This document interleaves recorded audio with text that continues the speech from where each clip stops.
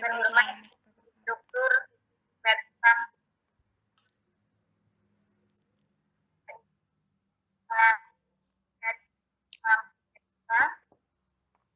marilah kita panjatkan kehadirat Allah, Tuhan yang Maha Esa, yang mana kita berikan kesehatan, kemudian suatu halangan. Sebelum kegiatan kita mulai, perkenankanlah kenalkan kepada Bapak. Kami terdiri dari 3 orang, yakni sebagai presenter Narni Sekarsari, SPG dari SD Negeri 1 Pandak Bantul. Kedua, moderator Ibu Eva Dunia dari SD Negeri 1. Saya sendiri, Dr. Rahayu, sebagai host dari SD Negeri 1.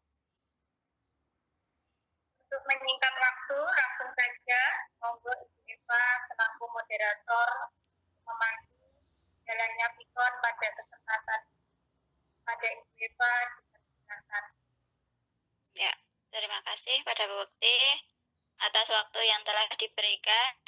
Ya, di sini saya akan memperkenalkan diri dulu.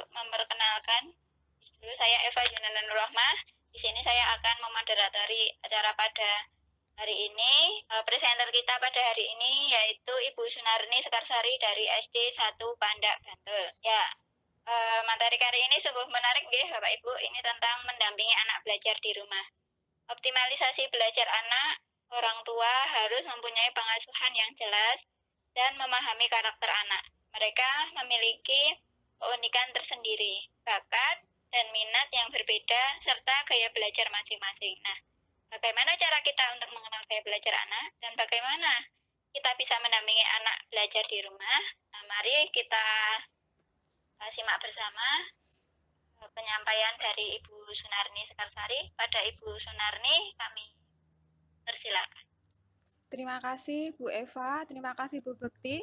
Kita bertiga hari ini ya, meskipun dari tadi sampai 20 menit kita masih ribut dengan segala sesuatunya. Puji Tuhan saat ini kita bisa melaksanakan Vikon pada saat ini. Bapak Ibu yang telah bergabung, saya ucapkan terima kasih untuk bergabung hari ini. Dan kepada teman-teman tim saya, terima kasih, panjenengan sangat membantu. Bu Bekti juga, Bu Bekti Rahayuning Apsari, matur nuwun, sudah berkenan untuk share konten. Pada kesempatan ini,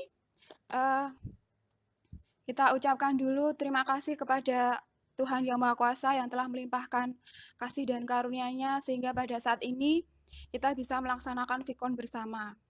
Bapak Ibu, stay at home saat ini karena COVID-19, anak-anak belajar di rumah dan kita memberikan tugas online. Karena itu, maka kita juga perlu membekali diri untuk mendampingi anak belajar di rumah. Bukan suatu rahasia ya Bapak Ibu, kalau di sekolah itu kita bisa sabar banget ya. Kalau di rumah dengan anak sendiri itu kadang kita kelepasan toh, atau hanya saya yang seperti itu. Kadang saya tuh kalau di rumah bisa berbeda karena anak sendiri mungkin ya, karena saya itu anaknya 4, yang satu itu kelas 2 SMA, kelas 3 SMP, kelas 6 SD dan TK. Jadi kalau di sekolah itu saya guru kelas 6, di rumah itu saya ibu 4 anak yang mendampingi anak-anak belajar di rumah. Oke Bapak Ibu, semoga nanti ini bermanfaat ya, terutama karena saya memang berpengalaman dengan 4 anak. Semoga bisa share ke Bapak Ibu pendampingan saya selama ini. Oke, kita mulai Bapak Ibu, mendampingi anak belajar di rumah. Next Bu.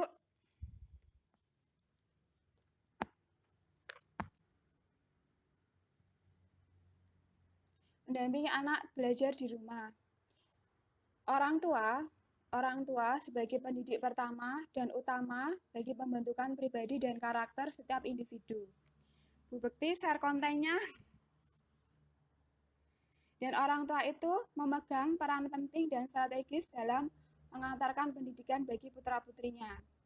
keberhasilan orang tua dalam mendidik akan sangat bergantung pada kecakapan dan pola asuh yang dimilikinya. Jadi orang tua di sini yang berperan penting kepada pendidikan anak ya Bapak Ibu, karena yang pertama dikenal oleh anak-anak adalah orang tua. Orang tua yang pertama dari lahir, kemudian mereka mendapatkan pengasuhan, mereka mendapatkan pendidikan pertama kali itu dari orang tua. Jadi orang tua itu yang pertama dan berperan. Kita sebagai pendidik mengantarkan anak-anak karena kita mengajar di sekolah, ya. Tapi yang paling utama dan yang pertama itu adalah orang tua. Jadi orang tua harus memberikan pola asuh yang tepat. Bu Bekti, di next Bu. Halo? Halo Bu.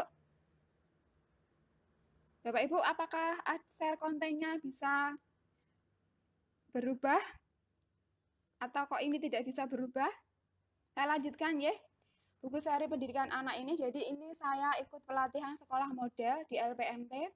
Kami termasuk 8 sekolah di Kabupaten Bantul yang jenjangnya SD mendapatkan pelatihan untuk menjadi sekolah model.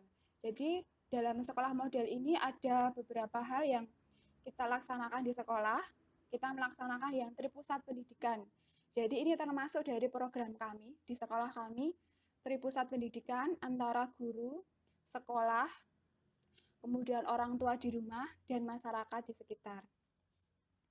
Nah, buku ini kami dapatkan dari situ. Kemudian untuk mengoptimalkan belajar anak, orang tua harus mempunyai tujuan pengasuhan yang jelas dan memahami karakteristik anak. Jadi kita itu punya tujuan mengasuh anak ini yang jelas Bapak Ibu. Kita mau buat anak ini manja, mandiri, atau bagaimana? Ini ada di tangan panjenengan. Karena anak-anak itu unik, dengan bakatnya masing-masing, minatnya masing-masing, dan gaya belajar mereka itu juga berbeda. Keempat anak saya ini semuanya berbeda, bakatnya berbeda. Yang pertama itu bakatnya di bridge, jadi olahraga bridge itu sampai ke porda. Kemudian anak saya yang kedua itu dia ikut bridge tapi tidak menang, tapi dia tertariknya ke menari. Jadi ke menari. Yang kedua itu sampai ke FLSSN, kemudian sampai ke OSEBI, juara nasional pertama itu yang kedua. Yang ketiga ini tertariknya ke drum band. Jadi kalau lomba-lomba drum band pasti ikut. Yang keempat ini masih belum. Yang keempat ini karena masih TK dan karena COVID ini masih belajar di rumah Bapak Ibu. Jadi belum, tapi bakat anak yang yang keempat itu saya rasa anak ini boboknya terlalu malam. Dia itu hiperaktif, jadi dia itu kinestetik. Minatnya juga beda, gaya belajar mereka itu juga berbeda-beda. Tapi ada yang mirip Bapak Ibu, jadi anak saya itu kalau belajar sukanya mendengarkan musik. Kita lanjut ya Bapak Ibu. Oke, proses belajar anak. Jadi kita harus memahami bagaimanakah proses belajar dari anak. Bu Bekti, next. Nih, ya proses belajar anak. Jadi anak itu belajar ada prosesnya ya. Lanjut Bu. Yang pertama itu panca indera. Jadi panca indera itu akan menerima sesuatu yang ada di sekitarnya. Jadi kalau di rumah, belajar di rumah itu kita harus menyiapkan lingkungan yang bagus untuk anak. Penerimaan panca indera bergantung pada perhatian dan konsentrasi anak. Perasaan anak ikut mempengaruhi proses belajar.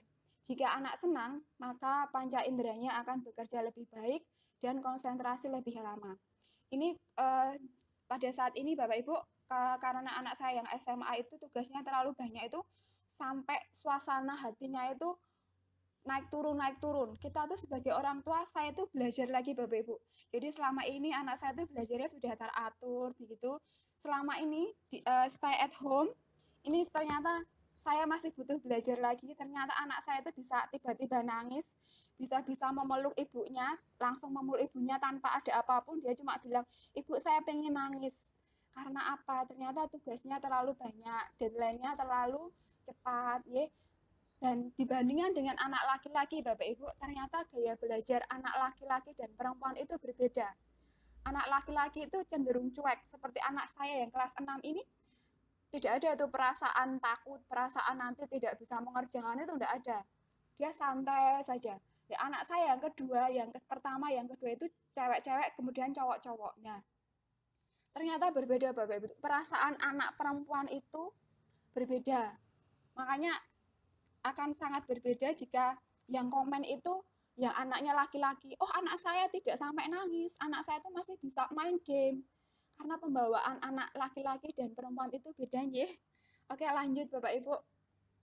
Lanjut Bu. Nih. Sebaliknya, jika anak dalam kondisi lelah, mengantuk, serta lapar, panca inderanya tidak mampu bekerja dengan baik, sehingga konsentrasinya terganggu yang berakibat anak tidak mampu mengingat apa yang dipelajari. Ini sampai saya terapkan Bapak Ibu, nggak boleh ngantuk, nggak boleh lapar, disiapkan makannya selama anak-anak ini stay at home itu ternyata makannya jadi lebih banyak Bapak Ibu.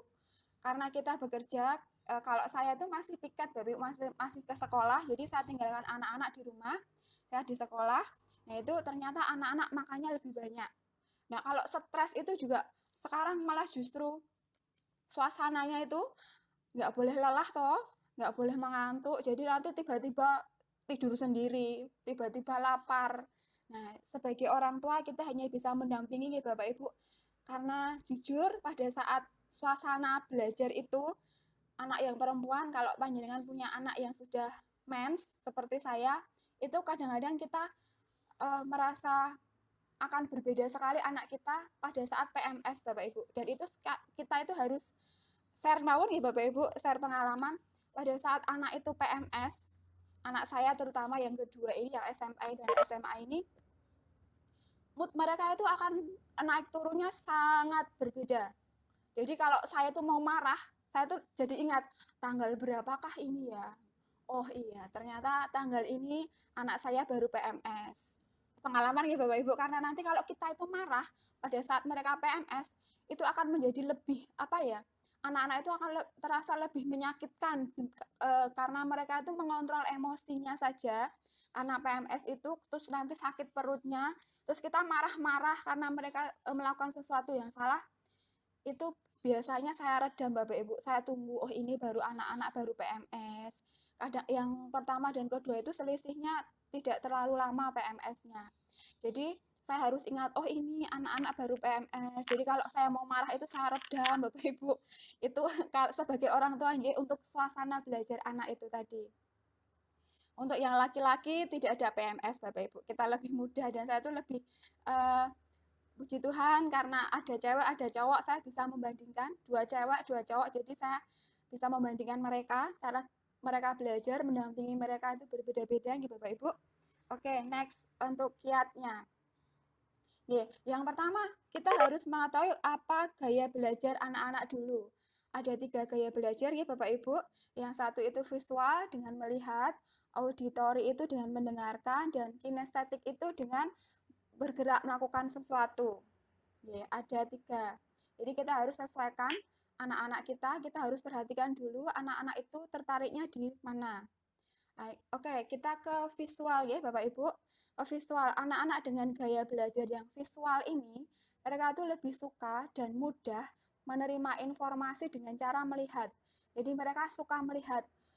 Biasanya anak-anak ini suka dengan kalau membuat catatan, itu mereka suka yang berwarna-warni. Seperti saya ini tipe visual, jadi saya tuh akan suka jika catatan saya itu berwarna-warni, rapi, saya beri peta konsep, jadi akan menarik mata saya untuk melihat. Kalau saya belajar itu Bapak Ibu, tidak hanya membaca, saya tulis lagi, saya buat peta konsepnya, terus nanti saya baca lagi. Itu karena saya tipe visual. Jadi yang menarik mata saya itu akan menjadikan fokus dan mudah dipahami. Saya terapkan juga ke anak-anak di sekolah. Saya ajarkan anak-anak itu untuk menyiapkan pensil, pulpen itu yang warna-warni. Karena saya akan menangkap berapakah anak yang menyukai visual ini. Ternyata lebih banyak anak-anak suka yang visual Bapak Ibu. Mereka itu suka yang visual. Jadi saya juga mengajarkan anak-anak di sekolah itu juga dengan PowerPoint yang menarik, yang warna-warni. Kalau anak-anak saya di rumah ini tipenya visual, tapi dengan mendengarkan lagu. Nah, itu antara visual dan audio ya. lanjut ke audio. Ya, audio Bapak Ibu. Oh, nggih. Oke, untuk ini kiat bagi orang tua yang tipe kembali Bu ke yang tipe visual dulu, mohon maaf. Yang ke tipe visual itu yang pertama, gunakan lebih banyak gambar daripada kata. Jadi ada banyak gambar yang menarik. Gunakan penulisan dengan kata dan huruf yang unik dengan ukuran tulisan yang beragam dan berwarna. Ini karena visual nggih. Gunakan peta pikiran tadi nggih Bu, mind mapping atau peta konsep, peta pikiran. Materi belajar yang disajikan dalam bentuk komik cerita. Ini saya sudah coba untuk buat komik cerita, tapi ternyata kemampuan saya untuk membuat komik dulu waktu SMP itu saya sering membuat komik. Tapi ternyata kalau setelah menjadi ibu ini dan mengajar kelas 6 ternyata hobi saya menggambar itu terlupakan. Nanti mungkin akan saya coba lagi untuk membuat komik ini. Kemudian, lakukan penataan ruang belajar yang nyaman menggunakan dekoratif hasil karya anak. Ini sudah saya coba untuk anak-anak itu membuat dekorasi sendiri, menata kelasnya sendiri. Bahkan mereka itu membuat tembok kelas itu dibuat hasil karya mereka. Jadi mereka itu melukis sendiri di kelasnya agar mereka tuh ini hasil karya saya. Setiap kali melihat itu ternyata anak-anak senang. Oh, ini karya saya yang beberapa hari ini sampai ke sekolah lembur untuk mengecat tembok. Tapi karena ini sudah agak jelek, kita tutup Bapak Ibu. Oke. Yang selanjutnya, belajar melalui film yang berhubungan dengan informasi yang harus anak pelajari. Ini juga saya kembangkan Bapak Ibu. Jadi pada saat sekolah kami di Panda itu sudah menggunakan 5 hari sekolah. Ternyata setelah makan siang itu kemampuan anak untuk berpikir, untuk konsentrasi itu sudah menurun. Jadi saya gunakan untuk melihat film, tapi film yang masih pendidikan. Nah, untuk anak-anak saya di rumah, saya biasakan mereka juga untuk belajar dengan kemauan mereka, jam belajar mereka itu berbeda-beda. Saya hanya menyesuaikan untuk mendampingi mereka belajar. Kadang-kadang saya mendampingi itu juga saya dengan melaksanakan tugas saya. Jadi saya hanya berada di dekat mereka, terus kita sama-sama belajar. Oke, Bapak Ibu lanjut. Untuk yang tipe auditori. Auditori ini anak belajar dengan sensitifnya ke musik. Jadi mereka memiliki minat yang tinggi terhadap musik. Ini sampai saya ini kadang-kadang bertengkar dengan anak karena tipe musik kita itu berbeda. Jadi kita itu auditori dan visual. Jadi kalau anak-anak itu suka lagu-lagu yang entahlah itu Bu, entahlah itu apa judulnya saya tidak tahu. Jadi yang gunjreng-gunjreng itu nanti yang bahasa Korea, yang bahasa Inggris itu nanti mereka karena anak saya yang dua ini mirip sekali, lagu kesayangan mereka itu akan mirip sekali. Sedangkan lagu kesayangan saya itu akan ada lagu-lagu yang zaman dulu Bapak Ibu karena sudah tua ya. Jadi saya tuh senangnya lagu-lagu yang zaman boyband saya masih SMA. Nah, karena anak saya suka yang lagu yang seperti itu untuk kenyamanan mereka karena bosan ya Bapak Ibu stay at home itu belajarnya di rumah, tidak ada gurunya. Terus anak-anak suka mendengarkan lagunya yang itu judulnya entahlah, maka saya yang mengalah. Jadi anak-anak biarlah mereka mengekspresikan diri dengan lagu apa itulah tadi yang saya tidak kenal. Tapi beberapa lagu saya suka, lalu saya tanya lagunya judulnya apa, terus nanti akan saya download Bapak Ibu. Mohon maaf, kadang-kadang lagu anak itu juga ada yang membuat kita suka nggih. Itu ya saya tidak menutup kemungkinan untuk saya itu ternyata juga menyukai lagu yang anak saya sukai. Tapi kalau anak saya sudah menyetel lagu yang tidak saya sukai, ini saya pasang headset, saya temani mereka belajar dengan headset. Oke, lanjut Bu. Nah, untuk ini kiat bagi orang tua gunakan intonasi yang dinamis ketika memberikan informasi kepada anak. Ini untuk anak saya yang TK Bapak Ibu. Jadi kalau yang anak saya yang sudah besar itu sudah tidak usah saya gunakan intonasi karena langsung mengerjakan mereka. Nah, untuk anak saya yang TK itu menggunakan intonasi yang dinamis kepada anak, belajar dengan tekniknya bercerita. Jadi dihubung-hubung kayak dulu itu Bu. Jadi saya harus bercerita dulu. Padahal nanti cuma mau belajar angka. Tapi kita bercerita dulu tentang apa, lalu kita belajar cerita. Nah, anak-anak, kalau yang ketiga ini gunakan alat perekam untuk membantu anak mempelajari suatu informasi ini belum saya terapkan Bapak Ibu karena saya merasa ini belum begitu penting untuk anak saya karena dari bercerita, dari intonasi itu terus kita belajar bersama itu masih bisa kita laksanakan. Oke, lanjut Bu.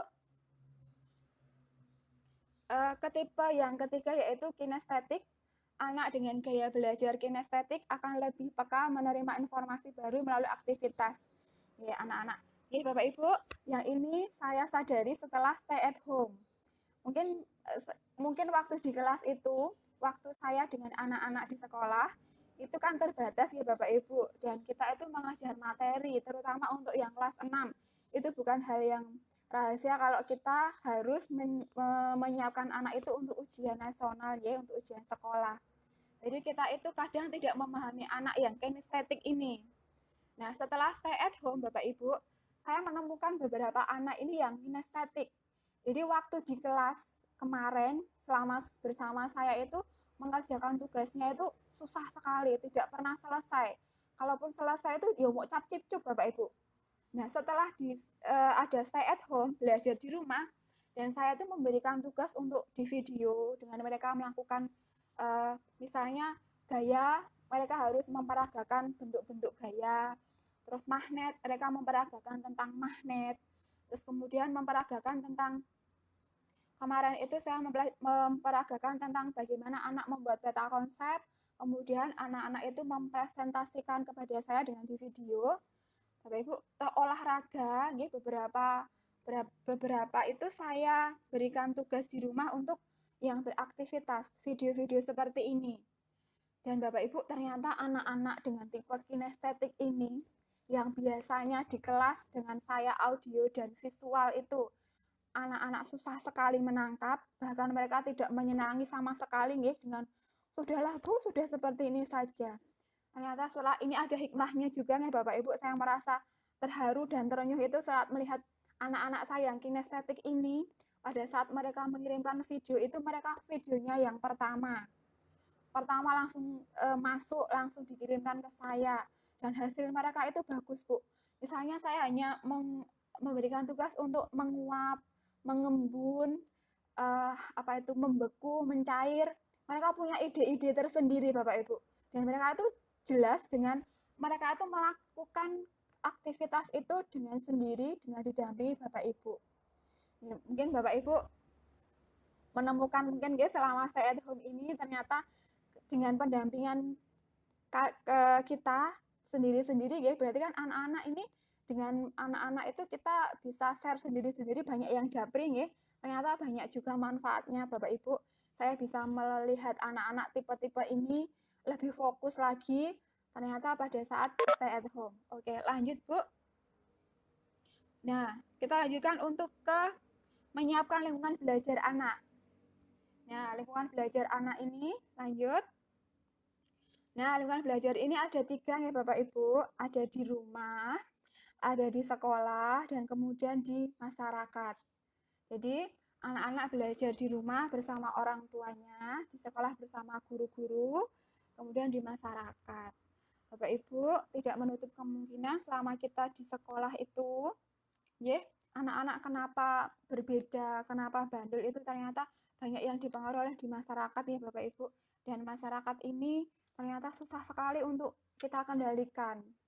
Yang bisa kita kendalikan hanya di rumah dan di sekolah. Jadi memang kita sebagai pendidik merasakan ya Bapak Ibu, kita sudah berusaha di rumah kita menjadi orang tua yang kita buat untuk yang semaksimal mungkin kita bisa, di sekolah kita menjadi guru yang semaksimal kita bisa, tapi ternyata di kelas itu terjadi hal-hal yang tidak kita inginkan karena ternyata di masyarakat yang berkembang budayanya seperti ini, anak-anak bergaulnya dengan anak-anak yang lebih tua, itu di luar kendali kita. Dan semoga Bapak Ibu tetap semangat ya Bapak Ibu, meskipun lingkungan belajar anak kita itu bermacam-macam dan beberapa anak tidak bisa kita harapkan sesuai dengan keinginan kita, tapi kita hanya bisa berusaha semaksimal mungkin sebisa kita ya. Oke, lanjut Bapak Ibu. Ya, lingkungan belajar di rumah. Nih, ini anak ibu, bapak ibu di rumah kita biasakan anak-anak itu untuk mandiri. Pernah suatu ketika anak saya itu pengen ganti ibu. Jadi dia bilang begini, ibu, tetanggaku itu, temanku itu, kalau mau minta mobil remote itu langsung diberi loh.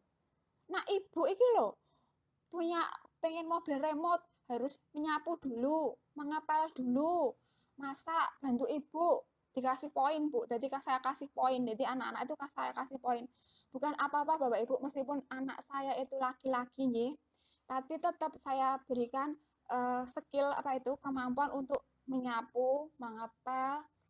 Yang anak kelas 6 itu sudah sampai ke dari TK itu sudah menggoreng tempe, saya dampingi ya. Saya ingin anak saya tuh mandiri. Jadi ini memang saya karena anak saya 4, saya menyadari nanti kalau anak saya tuh manja, saya sebagai ibu merasa kewalahan ya kalau anak saya tuh manja dikit-dikit ibu, sedikit-sedikit ibu, maka saya terapkan untuk mandiri. Jadi di rumah itu Sarmawan ya Bapak Ibu, ini di rumah saya itu, jadi anak-anak itu terbiasa untuk mandiri, mengerjakan semuanya sendiri. Jadi saya itu membiasakan anak saya itu untuk kalau mencuci baju kita sama-sama, tapi nanti kalau untuk jemuran nanti disendirikan. Saya itu sudah tidak menyetrikakan Ibu, jadi saya tuh hanya menyetrika milik saya. Kalau suami saya tuh di laundry ya, kalau saya di laundry itu tidak suka karena akan lempet-lempet. Jadi anak saya yang 3 ini, yang SMA, SMP, SD ini sudah menyiapkan bajunya sendiri. Jadi mereka menyiapkan setiap Senin itu sudah ditata rapi, pokoknya saya tidak akan tahu menau di manakah kaos mereka, di manakah seragam mereka, sudah saya serahkan ke mereka, jadi mereka akan kalau hari ini dimasukkan ke mesin cuci, disiapkan, nanti disetrika, saya biarkan juga, jadi anak saya yang pertama itu akan menyetrika untuk 1 minggu. Jadi 1 minggu itu dia akan dengan santainya baju sudah siap 1 minggu. Anak saya yang kedua itu berbeda Bu, jadi dia itu akan dengan gegabahnya nanti malam Senin itu baru nyetrika, malam Selasa nyetrika lagi, terus malam Rabu nyetrika lagi. Nah itu anak saya yang kedua itu tipenya seperti itu, dan saya terima juga Bapak Ibu karena anak kita itu gabungan antara bapak, ibu, nenek, kakek, paman, bibi nggih. Jadi kalau berbeda dengan kita syukuri nggih, Bhinneka Tunggal Ika, anak kita itu meskipun pola asuhnya sama, ternyata hasilnya berbeda karena dia memiliki bakat, minat yang berbeda ya. Anak saya yang ketiga yang SD kelas 6 ini juga sudah mulai bisa menyetrika meskipun belum rapi Bapak Ibu. Jadi karena anak laki-laki menyetrikanya belum rapi, terus ditaruh juga. Nah, ini lumayan, tapi saya jadi kangen Bapak Ibu. Selama ini kita tidak ada acara setrika menyetrika dan menyiapkan seragam ya. Anak-anak santai di rumah. Dan itu tidak ada acara kita rebutan setrika saat ini. Ya, lanjut ke Bapak Ibu. Kita ke mengajarkan anak tata krama. Ya. Kalau saya orang Jawa, Bapak Ibu mohon maaf, saya itu juga belum bisa itu membuat anak saya itu bisa menggunakan bahasa Jawa kromo yang baik dan benar. Karena saya termasuk tipe orang yang dulu SMA itu bahasa Jawa dihilangkan. Jadi selama 3 tahun tidak ada bahasa Jawa itu saya termasuk ke dalam itu. Jadi pemahaman Jawa itu terhilang 3 tahun di sekolah. Agak merasa bagaimana ya Bapak Ibu, saya merasa saat itu kenapa dihilangkan itu saya menyesalnya sekarang. Jadi anak saya baru bisa untuk mengatakan sesuatu yang penting-penting saja, enggih, mboten, sampun, dereng, Bapak Ibu sampun dahar menapa dereng, kula badhe tilem nggih to. Nah, sampai ke situ anak-anak nggih. Itu hanya yang ke tata krama nggih Bapak Ibu. Tapi kita lanjutkan ke bukan yang bahasa. Tapi kita jadikan anak itu mempunyai sopan santun kepada orang yang lebih tua, di sekolah, di rumah, di masyarakat. Nah, lingkungan belajar ini Bapak Ibu yang di rumah ini adalah panjenengan yang berperan aktif, yang berperan penting di rumah mengajarkan anak tata krama. Misalnya seperti ini Bapak Ibu, kalau saya memanggil suami saya itu harus Bapak. kalau saya keceplosan kalau saya itu keceplosan mengatakan memanggil Mas, nah itu anak saya akan merasa mereka akan protes, Bu, tidak sopan memanggil suami itu Mas di depan anak-anak. Nah, toh, nggih. Nah, maka saya biasakan untuk memanggil Pak. Mas itu nanti ada di sesi selanjutnya. Ya, nggih lanjut nggih Bapak Ibu, ini tata krama nggih, ini pola asuh panjenengan akan berbeda-beda, mungkin akan berbeda dengan saya, penerapannya juga akan berbeda. Yang ketiga, mendampingi anak belajar. Nggih, ini juga sesuai dengan Bapak Ibu nggih, bagaimana cara panjenengan mendampingi di rumah. Kalau saya mendampingi itu hanya saya ada satu meja bundar itu nanti kita belajar bersama-sama di situ. Terus nanti kita bisa share itu tadi, lagu itu tadi juga bisa kemana-mana itu. Terus kita kalau saya hanya mendampingi karena yang SMA dan SMP ini mata pelajarannya sudah terlalu tinggi nggih bagi saya, terutama yang kelas 3 SMP ini. Tapi untuk materi-materi yang saya bisa, masih bisa saya dampingi. Bisa hanya menunggu mereka. Untuk yang anak saya nomor 3, Bapak Ibu mohon maaf, anak saya nomor 3 itu adalah siswa saya juga di sekolah. Jadi baru sekali ini saya mendapatkan pengalaman anak saya itu ternyata juga siswa saya di kelas. Nih, share saja Bapak Ibu, ternyata itu sungguh pengalaman yang sangat-sangat bagaimana nggih? Sulit untuk diungkapkan Bapak Ibu. Jadi serba salah. Tapi ya bagaimana anak saya ini ternyata murid saya. Jadi anak saya itu saya pindahkan hanya di kelas 6 ini. Karena saya memang pindah rumah, maka saya memindahkan anak saya di kelas saya dampingi.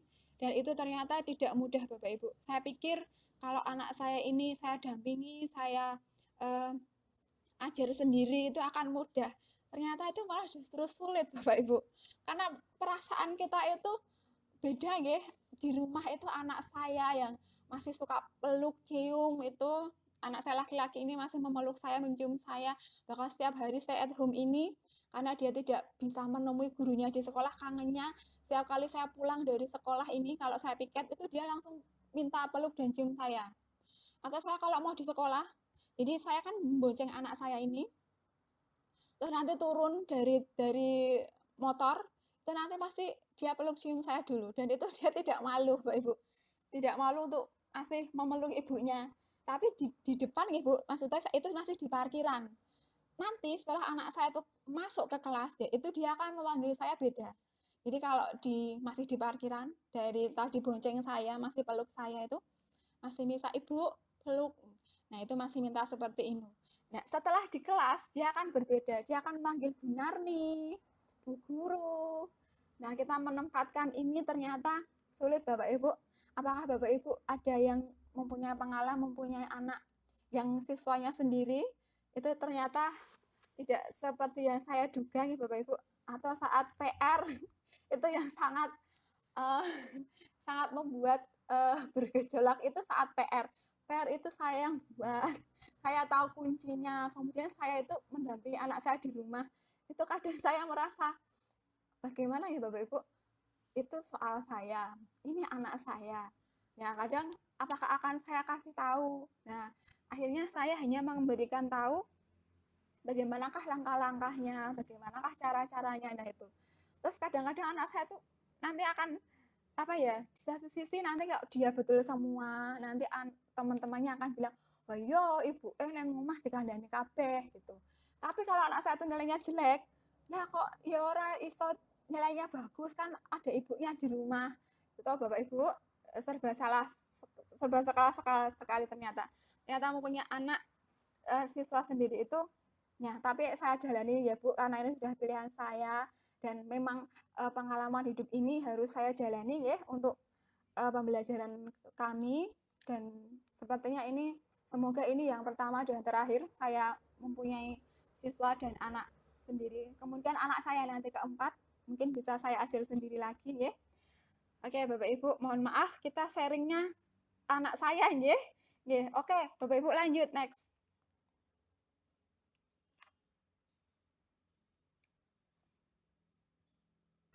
Lingkungan di sekolah Bapak Ibu, kita sebagai guru Terus kita kan menempatkan diri juga sebagai orang tua di rumah bagi anak yang sebagai siswa gitu. Jadi di saat kita berperan sebagai orang tua, kita juga harus menjaga hubungan baik dengan pihak sekolah. SD, SMP, dan SMA itu punya paguyuban orang tua ya Bapak Ibu, jadi kita tetap harus ikut di situ. Meskipun kita itu pendidik, terus mungkin di situ banyak hal yang kita tuh berbeda pandangan dengan guru-guru mereka di sekolah. Itu tetap kita harus menjaga hubungan yang baik dengan sekolah. Karena kita menempatkan diri itu sebagai orang tua, bukan sebagai guru ya Bapak Ibu. Dan sekolah itu mempunyai programnya masing-masing. Saya memang kadang-kadang protes gitu ya, nggih. Tapi itu saya sadari jika sudah keterlaluan. Kalau masih pada ambang yang biasa itu saya bisa terima, oh ini karena berbeda programnya gitu Bu. Kemudian kita mengenali program sekolah. Ini sebisa mungkin meskipun saya guru, terus nanti ada program di sekolah itu saya sempatkan juga, puji Tuhan kalau rapat di sekolah itu di hari Sabtu. Jadi kita kan 5 hari sekolah Bapak Ibu. Jadi program-program sekolah itu ada undangan itu di hari Sabtu. Jadi saya itu bisa datang, jadi bisa mengenal program sekolah anak saya. Kalau yang SD jangan ditanya Bapak Ibu, itu saya yang buat program ya. Nah, kalau yang SD itu kita kesampingan dulu. Itu nanti saya akan ribetnya pada saat rapat. Pada saat rapat itu saya berperan sebagai orang tua anak saya. Dan saya itu juga berperan sebagai guru kelas 6-nya. Nah, kalau yang anak saya SMP, yang SMA dan TK ini, sebisa mungkin saya tetap mengenali program sekolah, saya datang, saya lihat apa program-programnya, dan grup itu juga saya pantau Bapak Ibu nggih, ada apakah di sana, apakah yang perlu saya dampingi ke anak, yang saya sampaikan ke anak. Ternyata lelah nggih, anaknya 4. Itu juga berkaitan dengan silaturahmi dengan guru dan terlibat pada kegiatan wali murid berkaitan dengan program sekolah Bapak Ibu. Nah, yang ketiga ini yang untuk silaturahmi itu saya hanya sebatas ke rapat dengan undangan untuk mengambilkan rapot anak. Terus nanti saya juga akan mendapatkan Bapak, Ibu, anak panjenengan seperti ini. Kenapa anak saya yang pertama itu, yang SMP itu Bapak Ibu tidak pernah sakit. Jadi 3 tahun tidak pernah sakit, kemudian dia ke SMA, entah mengapa awal-awal itu dia pingsannya 2 kali. Jadi saya sebagai ibu juga kaget, kok anak saya bisa pingsan di sekolah, padahal 3 tahun di SMP itu sehat-sehat saja, SD juga sehat, kenapa di SMA itu bisa semaput Bapak Ibu, jadi pingsan di upacara pertama, yang kedua saat olahraga lari itu pingsan. Ya itu kan saya juga mendapatkan masukan dari anak saya tanya kenapa bisa pingsan, kemudian dari guru juga bertanya, Ibu kenapa anaknya bisa pingsan sampai 2 kali, itu ternyata Bapak Ibu, anak saya itu mikirnya itu, yang anak pertama itu terlalu berpikir dalam, jadi apa saja itu dipikirkan dengan dalam-dalam, ngoten loh. Jadi pada saat di SMA dengan kondisi yang berbeda, teman-teman yang berbeda, kondisi kelasnya berbeda, dia mendapatkan teman tempat duduk itu dengan desas-desus yang Bapak Ibu, jadi anak saya tuh duduknya di sebelah teman perempuan yang desas-desusnya tidak enak gitu loh Bapak Ibu. Jadi dia mikir itu terlalu berat, jadi daya tahan tubuhnya menurun. Nah, itu juga seperti ini. Bapak Ibu, kita juga harus tetap mengkomunikasikan dengan pihak sekolah. Saya juga harus mengkomunikasikan juga kenapa anak saya bisa pingsan. Terus anak saya yang kedua ini Bapak Ibu, dia sekretaris OSIS. Nah, saya juga kadang-kadang kan gini, anak-anak itu kok kenapa jam 10 belum pulang. Jam 10 malam masih ini, kalau ada acara dengan orang tua, dan saya tuh masih menunggu anak saya itu sampai selesai bersih-bersih, nyapu, sampai semuanya jelas itu sampai jam 10 malam. Nah, itu kan untuk bagi anak perempuan kan riskan ya Bu, dan saya tuh menunggunya sampai malam. Nah, ternyata setelah dikomunikasikan ada solusi Bapak Ibu. Jadi untuk anak perempuan yang OSIS itu jam 9 harus selesai, meskipun pekerjaan belum selesai boleh pulang. Jadi kalau yang sampai jam 10, jam 11 itu nanti anak yang laki-laki. Jadi komunikasi kita dengan sekolah itu penting ya Bapak Ibu, ternyata ada solusi-solusi. Untuk anak saya yang sampai nangis tadi, yang SMA sampai nangis itu kekejer, nggak bisa mengerjakan soal, itu juga saya komunikasikan juga ke ke sekolah. Dan seminggu ini Bapak Ibu tugas dari sekolah itu lebih, jadi jadwalnya diubah Bapak Ibu. Yang kemarin itu jadwalnya 5 dan 6 sehari, sekarang 3 dan 4 mata pelajaran sehari.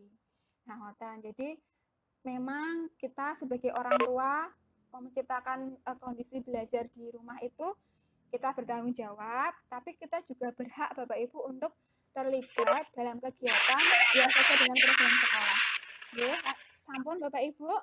Nah, terima kasih atas partisipasi panjenengan. Mohon maaf jika pendampingan belajar anak di rumah ini saya menempatkan diri memang sebagai ibu 4 anak, nggih Bapak Ibu, dengan pengalaman saya yang sudah mempunyai 4 anak dan 2 cewek, 2 cowok. Jadi kita hanya share pengalaman Bapak Ibu. Mohon maaf jika pemaparan saya banyak yang salah, banyak yang tidak berkenan. Mohon maaf, saya kembalikan ke Bu Eva. Ya, terima kasih Bu Sunarni yang sudah menyampaikan materinya. Menarik sekali ya Bapak Ibu. Ini sesuai dengan kondisi kita saat ini yang memang harus mendampingi anak-anak juga untuk belajar di rumah. Ya, begini Bu, ada pertanyaan. Nggih, monggo. Mulai umur berapa putra-putri kita bisa diajarkan pekerjaan domestik untuk mengajarkan kemandirian mereka? Apakah ada perbedaan usia berapa yang tepat untuk anak putra dan putri? Oh, nggih. Nggih, pertanyaannya bagus sekali nggih Bapak Ibu. Ini mungkin menjurus karena anak saya laki-laki dan perempuan dan 4 nggih. Jadi memang berbeda Bapak Ibu. Ini pengalaman saya nggih, kalau Bapak Ibu nanti berbeda, mohon maaf, ini yang sudah saya terapkan. Anak-anak perempuan itu lebih cepat dewasa kalau menurut saya.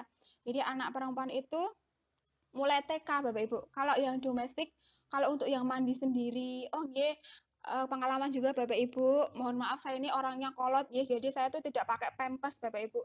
Saya tidak pakai pampers, saya tidak pakai susu formula, saya juga tidak pakai dot. Jadi saya tuh manual sekali. Mohon maaf. Jadi saya tidak pakai stroller, itu apa yang didorong-dorong itu Bapak Ibu. Saya kalau jalan-jalan, jadi di rumah saya tuh tidak ada pampers, itu hanya untuk kita pergi. Jadi kita pergi ke luar, misalnya kalau saya ke gereja atau saya nanti rapat, anak saya bawa itu pampers. Kalau di rumah tidak ada pampers kecuali saat anak saya sakit. Jadi nanti itu saya kasih pampers, atau saat saya sakit itu baru saya kasih pampers. Jadi saya itu kolot sekali Bapak Ibu. Jadi kemandirian anak saya itu mungkin beda ya dengan Bapak Ibu. Jadi pada saat anak itu sudah bisa berbicara, anak saya karena tidak biasa memakai pampers, dan saya itu juga terbiasa untuk menggendong anak saya. Kalau misalnya ke mall gitu kan, kadang-kadang kita melihat yang pakai stroller itu tuh didorong. Anak saya itu 4 Bapak Ibu, dan satu pun saya tidak ada yang saya dorong. Mungkin cara asuhnya beda nggih. Nah, kenapa? Karena saya pengen anak-anak itu mandiri itu tadi Bapak Ibu. Jadi anak saya itu tidak ada pampers, tidak ngedot ya Bapak Ibu. Jadi nanti kalau saya tinggal itu pakai yang ngedot itu yang anak saya yang terakhir, yang keempat. Karena mungkin kondisi saya berbeda dengan yang anak saya yang 1, 2, 3 itu ngedot, tapi juga tidak sampai ngedot lama. Setelah selesai juga pakai sendok Bapak Ibu. Nih, jadi Bapak Ibu, kemandirian anak domestik ya, jadi begini. Karena anak saya itu terbiasa tidak memakai pampers, jadi dia kan tahu rasanya kapan pipis, terus pipis itu kan keluar dan terasa atau Bapak Ibu, atau kapan dia Nah, saya membandingkan dengan teman saya yang memakai pampers, itu ternyata lebih mudah yang tidak memakai pampers Bapak Ibu. Jadi anak saya itu akan dengan mudah merasa pipis, karena sudah bisa ngomong, dia akan bilang ibu pipis gitu. Ya, jadi untuk domestik, maksud saya untuk anak, untuk toilet ke toilet ya, itu anak saya lebih cepat Bapak Ibu, lebih cepat mampu untuk mengendalikan diri ke belakang. 1,5 tahun itu anak saya sudah tidak mengompol. Jadi saya biasakan anak saya itu, karena tidak ada pampers toh, kalau mau bubuk itu pipis dulu. Jadi anak saya tidak mengompol. Nah, malah justru saya tuh bisa tahu kalau anak saya itu mengompol berarti dia sudah tidak enak badan. Jadi itu malah suatu alarm bagi saya. Jika anak saya mengompol itu berarti sudah ada yang salah, misalnya dia demam, dia sakit gitu. Jadi 1,5 tahun 2 tahun itu anak saya sudah bisa toilet ke toilet nggih. Masih saya pegangi Bapak Ibu. Jadi saya itu oh nggih, kalau Bapak Ibu tuh merasa jijik nggih, saya tidak Bapak Ibu. 4 anak saya itu mohon maaf nggih saya cerita, 4 anak itu karena saya tuh tidak pakai pampers, mbok dia itu ngompol di situ, mbok dia itu ngompol di kasur, dia pup itu di lantai itu saya ambil, saya saya kasih ke WC itu saya tidak ada risih-risihnya Bapak Ibu. Kenapa? Karena saya pengen anak saya itu mandiri. Mungkin Bapak Ibu tidak ada yang bisa menyontoh saya mungkin dengan santainya anak saya tuh bermain di sini dia pup terus saya ambil saya taruh gitu. Itu 4 anak saya seperti itu Bapak Ibu. Dan saya itu terbiasa. Saya justru rasa aneh kalau anak saya pakai pampers. Jadi itu Bapak Ibu, dengan seperti itu ternyata kemandirian anak saya itu jadi lebih dini. Nah, setelah bisa bicara itu anak-anak tetap langsung bisa bilang pipis. Memang awal-awal Bapak Ibu, anak-anak itu nanti akan bilang pipisnya itu bisa di gereja, Bu. Bisa di gereja itu saya kepipisan itu bisa. Saya itu jalan-jalan ke mall, saya itu ke EEan itu bisa. Karena anak saya terus nggak mau pakai pampers toh di luar itu. Tapi enggak apa-apa Bapak Ibu. Kan proses belajar itu harus dilalui nggih, dan saya memang bertekad untuk anak-anak itu lepas pampers. Karena anak saya 4 dan memang pampers itu mahal ya Bapak Ibu, itu kan untuk penghematan juga, tapi juga itu sudah tujuan hidup saya. Anak saya tidak saya kasih pampers kecuali keluar-luar. Nah, jadi akan berbeda Bapak Ibu kemandirian anak-anak itu ternyata. Untuk yang perempuan itu umur 3 tahun itu sudah bisa membantu saya, sudah bisa iris-iris. Yang laki-laki itu juga umur 3 tahun itu juga sudah bisa ini Bapak Ibu. Kalau saya goreng tempe itu sudah bisa pengulek itu loh. Yuk sudah ngoles-ngoles tempenya itu sudah saya ajarkan. Nyapu itu juga sudah Bu. Jadi 2 tahun 3 tahun dia mereka bisa berjalan dengan tegak itu ya sudah bisa menyapu meskipun hanya menyapu sendiri. Terus saya terapkan itu mulai TK Bapak Ibu. Mulai TK itu ada poin. Jadi menyapu itu poinnya berapa? Mengapel itu poinnya berapa, kita tempelkan di dinding itu dulu. Jadi kita tempelkan di dinding itu poin-poin anak-anak nanti bisa ditukarkan. Jadi ditukarkan dengan buatan uang Bapak Ibu. Jadi nanti ditukarkan dengan misalnya kalau sudah segini nanti kamu pengen mainan ini gitu toh. Saya mau pengen mobil remote, ya berarti saya tetapkan 200 poin ngoten niku. Nah, terus nanti 200 poin saya belikan mobil remote. Tapi kita harus konsisten Bapak Ibu. Jadi waktu TK itu jadi anak saya itu kan 5 tahun, 3 tahun, 1 tahun nih. Jadi kalau TK itu berarti TK kelas 2 dan kelas 4. Nah, selama itu anak saya yang TK itu sudah bisa seperti itu karena dia mengumpulkan poin. Pertama itu mengumpulkan poin, Bu, untuk apa itu? Untuk bisa beli mainan atau untuk bisa beli alat tulis. Tapi lama-lama ternyata mereka bisa menikmati. Sampai saya tuh Bapak Ibu. Jadi anak-anak itu nanti kita akan tahu sendiri kapan mereka mampu itu dari kita berikan tugas, mereka membantu kita. Itu nanti anak-anak akan kita akan tahu kapan mereka siapnya. Aku taklif ya. Bapak Ibu, karena nanti kita yang kita yang melihat oh yang ini sudah bisa. Panjenengan mesti toh berpikir anak saya pegang peso toh. Nah, itu anak saya pegang peso umur berapakah ngoten toh? Nah, anak saya pegang peso itu 4 tahun itu sudah pegang peso bersama saya ya, itu sudah bisa ngiris itu kacang panjang itu sudah yang perempuan-perempuan. Kalau yang laki-laki itu mulai TK 5 tahun Bapak Ibu. Kalau yang hanya untuk mainan 3 tahun itu sudah bisa pegang pisau. Tapi saya tidak selalu ya, hanya saat-saat tertentu ya Bapak Ibu. Terus TK itu sudah, jadi anak saya berangkat TK itu sudah bisa pakai baju sendiri, sepatu sendiri, mandi sendiri. Itu sudah mulai TK Bapak Ibu. Ya, sampun. Dan itu akan berbeda 4 anak Bapak Ibu. 4 anak itu yang cepat banget itu anak saya yang pertama, kemudian anak saya yang kedua, anak saya yang ketiga, dan anak saya yang keempat. Itu urut, nggak tahu kenapa, tapi yang awal itu memang mungkin karena kita awal kita hanya dia sendiri yang kita asuh. Kemandiriannya yang paling mandiri itu anak saya yang pertama. Oke. Pripun Bapak Ibu jawabannya? Ada jawaban, ada tambahan atau pripun? Monggo Mbak Eva. Monggo. Eh, ya, terima kasih Bu jawabannya. Ini ada satu pertanyaan lagi Bu Narni. Nggih. Bagaimana mengajarkan bahasa Jawa secara baik kepada siswa dengan melihat cara siswa berkomunikasi sekarang yang bisa dikatakan kurang memenuhi tata krama dan tata kesopanan? Oh, nggih. Nggih, matur nuwun Ibu. Terima kasih pertanyaannya ini sungguh menantang Bapak Ibu. Untuk yang ini kita belajar bersama nggih Bapak Ibu. Untuk mengajarkan ini pada saat dia menulis nggih Bapak Ibu. Jadi pada saat kita mengajarkan itu basa Jawa, kromo, itu untuk menulis itu anak-anak bisa dengan santai. Itu maksudnya dahar itu maem, ngoten toh. Kita buat les tulis itu mudah. Tapi ternyata pada saat bicara, karena tulis itu kan butuh waktu Bu, jadi begini, pada saat kita itu kita mengajarkannya kan kosakata nggih, terus nanti kita ke kalimat, dan memang saya merasa saya sendiri untuk basa Jawa ini merasa masih kekurangan, saya masih banyak belajar, wong saya tuh bahasa Jawa masih sasar susur, kadang-kadang sama suami saya tuh dibilang basa Jawa mungkin kurang apik, salah ngoten toh, jadi saya tuh agak tidak pede, maka saya kalau bahasa Jawa itu saya tanya dulu. Kalau saya mengajarkan bahasa Jawa itu saya tanya dulu ke suami saya, ke simbah saya, ngoten. Jadi sebelum itu saya belajar dulu, terus baru saya mengajarkan ke anak-anak. Untuk yang lisan Bapak Ibu, ini yang agak sulit memang. Panjenengan pasti juga ngertos toh, nanti kalau di itu apa kata-kata anak-anak yang lagi tren itu kan bukan basa Jawa kromo toh nggih. Itu kan banyak kata-kata yang apa itu ya? Banyak sekali nggih.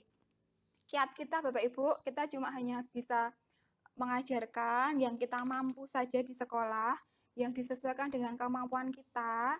Kemudian kita jangan terlalu ngoyo nggih, karena kembali lagi Bapak Ibu, pembelajaran tata krama bahasa Jawa itu bukan tanggung jawab kita sepenuhnya, 100% bukan kita, tapi ada kita sebagai guru, ada orang tua di rumah, dan ada masyarakat. Nah, untuk mengajarkannya, kita laksanakan porsi kita sebagai guru di sekolah. Kita ajarkan dengan baik. Kalaupun seperti saya belum bisa, saya juga belajar lagi agar bisa mengajarkan ke anak-anak dengan porsi kita masing-masing ya, dengan kemampuan kita. Meskipun nanti hasilnya belum baik Bapak Ibu, gini aja, ini share saja nggih, kalau saya kadang kalau kita itu membebani pikiran kita dengan anak-anak itu harus sukses, anak-anak itu harus begini, begini, begini. Kemudian coba kita kembalikan ke diri kita sendiri Bapak Ibu. Siapakah saya? Nah, saya adalah bagian dari anak saya, siswa saya ini, bagian yang kecil dari siswa saya ini gitu. Nah, jika bagian kecil ini kita laksanakan dengan baik, maka kita akan bisa membuat perubahan sedikit untuk anak kita. Nah, jadi saya berusaha untuk mengajarkan ke anak-anak, terus saya latihkan untuk belajar basa kromo ini.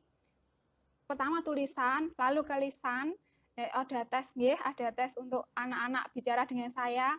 Bahkan kadang itu saya tuh duduk di depan, terus anak saya tuh satu persatu saya suruh maju, yuk bagaimanakah caramu kalau melihat ada ibu duduk di sini, terus itu akan terlihat Bapak Ibu, ternyata anak itu ada yang membungkuknya luwes, ada yang membungkuk terus derek langkung Bu Guru, kan. Terus ada yang anak-anak itu ternyata jalan terus mau dungluk tok, itu ada.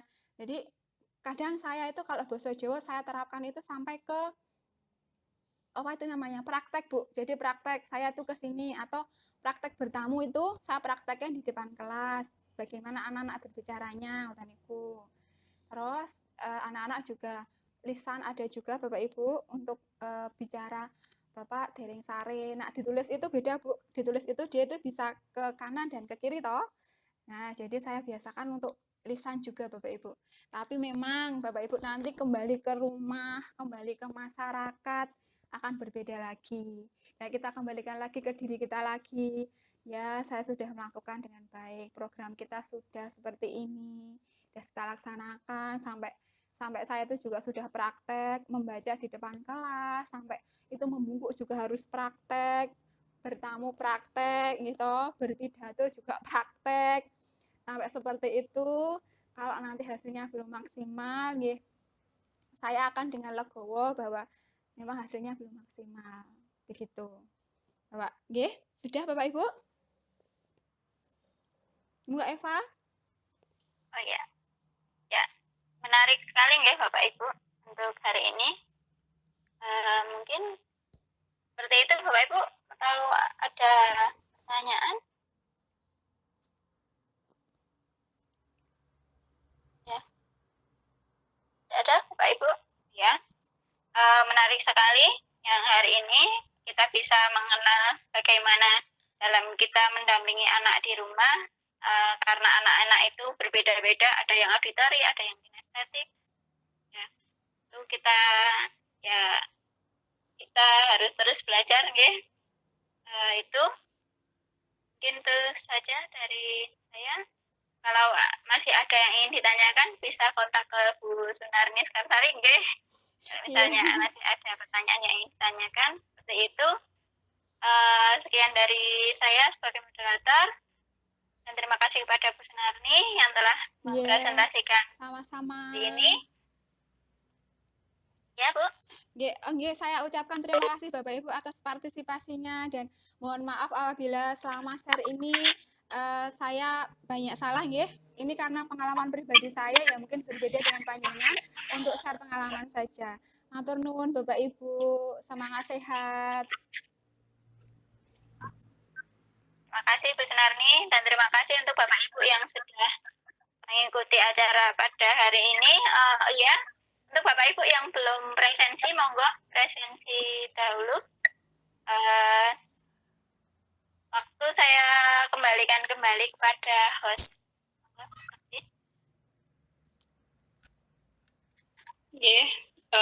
Bapak Ibu yang kami hormati, demikian kegiatan Vikon pada siang hari ini.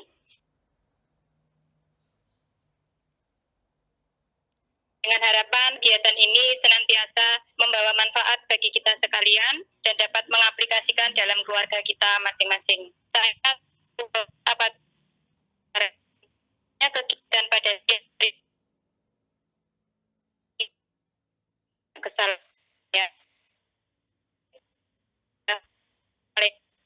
Warahmatullahi wabarakatuh.